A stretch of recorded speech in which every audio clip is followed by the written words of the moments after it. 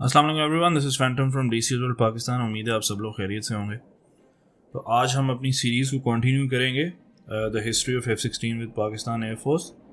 और इसके पार्ट 2 में हम जो ऑपरेशनल परफॉर्मेंस है पाकिस्तान के F-16 की और उसका जो बैकग्राउंड है उसको डिस्कस करेंगे। तो जैसे कि हमने आपको ब्रीफ़ किया था कि तकरीबन 1983 में F-16 ने पाकिस्तान एयरफोर्स में बाकायदा शमूलियत इख्तियार की और तकरीबन 1987 तक 40 F-16 पाकिस्तान एयरफोर्स के अंदर शामिल हुए।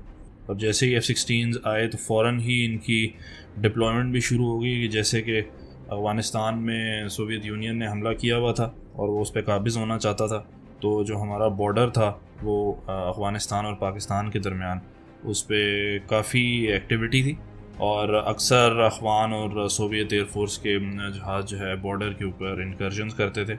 और इनकर्जन्स का दिफा करने के लिए बहुत ज़रूरी था कि पाकिस्तान के पास एक ऐसा प्लेटफॉर्म हो जो कि हतमी बरतरी रखता हो इन इंट्रूडर्स को डिफ़ीट करने के लिए।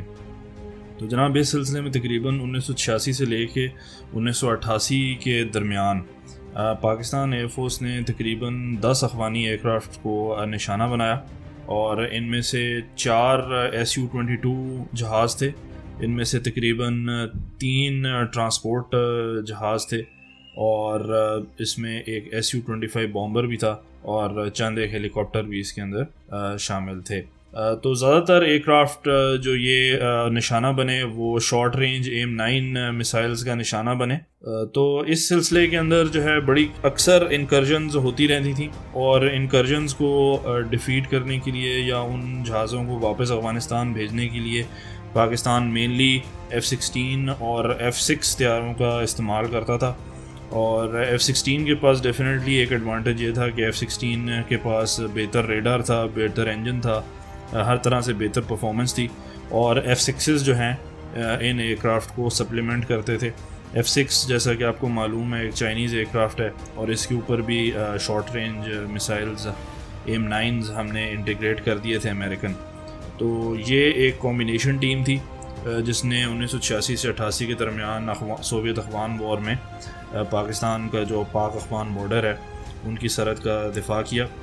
इस दौरान एक अनफॉर्चुनेट इंसिडेंट भी हुआ था जिसके अंदर फ़्लाइट लेफ्टिनेंट शाहिद सिकंदर का F-16 वो एक हमारे ही F-16 जो कि पायलट कर रहे थे उस वक्त के स्क्वाड्रन लीडर हमजा जावेद, उनके AIM-9 मिसाइल का निशाना बना। तो डेफिनेटली जब डॉग फाइट होती है और जब इस तरीके की सूरत हाल होती है उसमें इस तरह के इंसिडेंट्स हो जाते हैं। तो बहरहाल ये एक हिस्ट्री थी 1986 से लेकर 88 तक पाकिस्तान एयरफोर्स में F-16 की जो ऑपरेशनल कैपेबिलिटी थी। उसके बाद जैसे कि आप लोगों को मालूम है अफ़गान वॉर ख़त्म हो गई और 1990 से ऑनवर्ड्स कई तरह के पाकिस्तान के ऊपर सैंक्शंस लगी और हमारे जो F-16 की फ़्लीट थी उसकी मेंटेनेंस और उसके फ्लाइंग आवर्स मुसलसल कम होते जा रहे थे। तो उसके अंदर जो मैं समझता हूँ कि जो मुश्किल तरीन घड़ी थी इन तमाम सूरत हाल के अंदर वो उस वक़्त पेश आई जब तकरीबन 1999 में कारगिल वॉर का सिलसिला था। और कारगिल वॉर के अंदर डेफिनेटली पाकिस्तान एयरफोर्स मैं कह सकता हूँ कि अपने काफ़ी वीकेस्ट फुटिंग पे थी और हमारे जो F-16s थे एक तो एक अरसे से वो स्पेयर पार्ट्स की कमी का शिकार थे, उनको किसी किस्म के अपग्रेड्स नहीं मिले थे और उनका मुकाबला अब हो रहा था इंडियन MiG-29 से और दूसरी साइड पे जो मिराज 2000s थे इंडिया पे। तो जो MiG-29 से उनके पास उस वक़्त के R-27 beyond visual range missiles की कैपेबिलिटी थी, जबकि हमारे F-16 उस वक़्त तक बियॉन्ड विजुअल रेंज कैपेबिलिटी नहीं रखते थे। हाउएवर कारगिल वॉर में कोई खातिर खा कोई मार्का नहीं हुआ एरियल कॉम्बैट का, दोनों एयरफोर्सेस अपनी हदूद में ही रहीं और चंद एक मुख्तलिफ मार्के सुनने में कभी कभी आते हैं जो कि ज़्यादातर मेरे ख़्याल से उनमें कोई इतनी रियलिटी नहीं है। लेकिन नेचुरली पाकिस्तान और इंडिया की एयर फोर्सेस जब एक दूसरे के मुखालिफ हर वक्त मौजूद ही होती हैं तो उसमें कोई ऐसा अनयूजुअल वाक़या नहीं था जो कि 1999 कारगिल वॉर में सामने आया एयर कॉम्बैट का। बट नॉनदलेस उस सारे टाइम पीरियड के दौरान जो एयर फोर्सेस थी रिस्पेक्टिव ममालिक की वो अपने हाईएस्ट अलर्ट पे थी।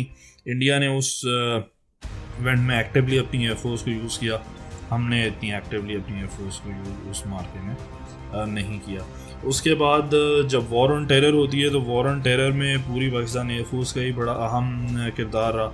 उसमें नेचुरली F-16s ने भी बड़ा अहम रोल किया, और ख़ास तौर पे इन इलाकों के अंदर जो प्रिसीजन गाइडेड म्यूनिशंस थे वो F-16s के ज़रिए ही इस्तेमाल हुए।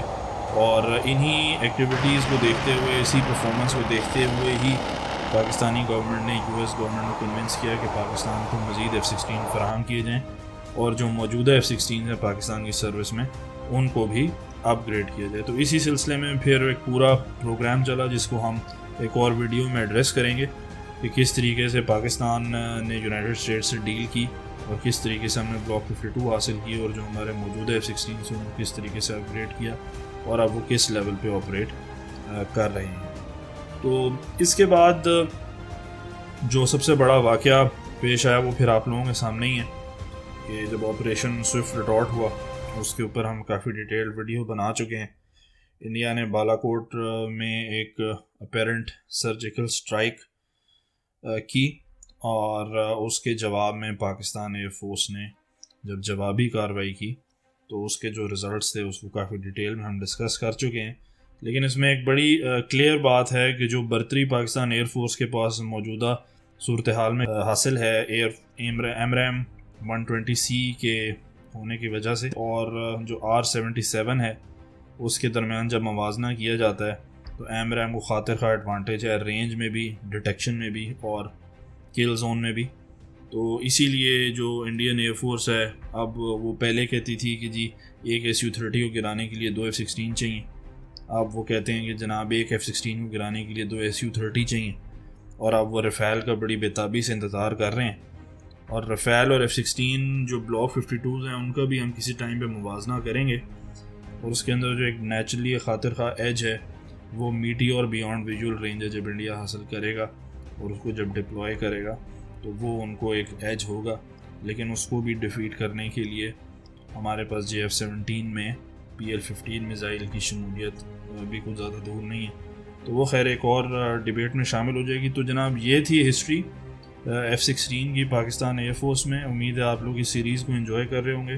Please do like and subscribe and keep giving us your feedback. This is Phantom signing off.